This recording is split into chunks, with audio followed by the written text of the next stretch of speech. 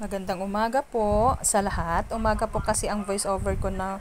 Ang event pong ito ay noong linggo, September 22, 2004, kapistahan po ng San Lorenzo Ruiz.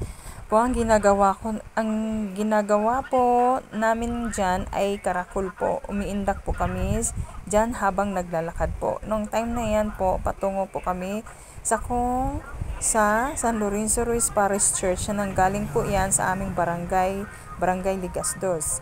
Kasalukuyan po yan ay umuulan po. Ang aming Hermana Mayor po dyan ay si Mrs. Sinaida Gawaran, ang aming kapitbahay po.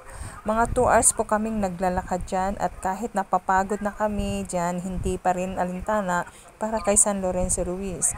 First time ko po na sumali sa ganitong event. Ang tawag daw dito po ay karakol. Nakakatuwa at nakakawala ng pagod pag iniisip mo para kay San Lorenzo Ruiz ang iyong ginawa.